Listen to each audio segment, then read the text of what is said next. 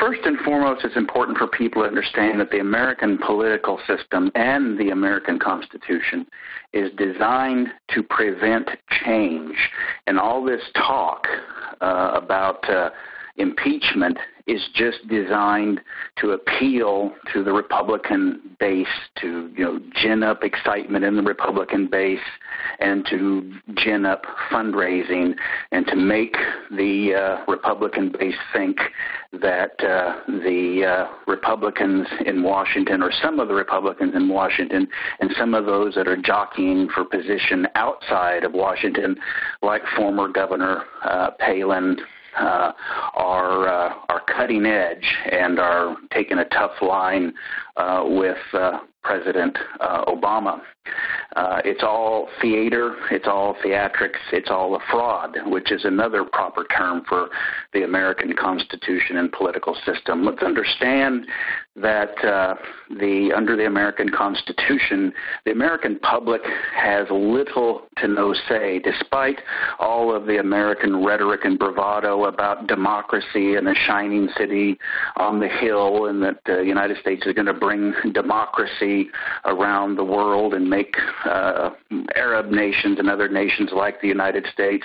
Quite the contrary. If you want real democracy and participation by the public, you do not want a system like the United States, which is designed, it is designed to prevent public participation and has numerous firewalls to prevent participation.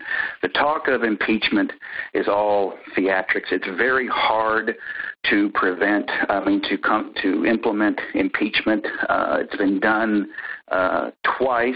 President Andrew Johnson, who followed Abraham Lincoln, was impeached but acquitted in the Senate by one vote, and that was political theater as well. And then President Clinton was impeached in the House but prevailed in the Senate. It's a two-part process.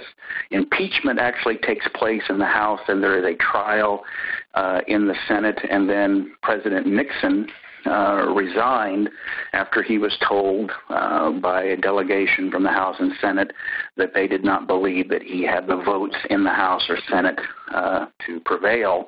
I don't believe that there will be any articles of impeachment, simply because in the last probably 15 years, at least 10 years, particularly since the Clinton impeachment, there was a lot of talk in Washington that there would never be an impeachment. These two parties are essentially two wings of one party. They have the same benefactors, the same contributors, and they get together and they cut deals despite all of the red-hot rhetoric. Their foreign policy is the same.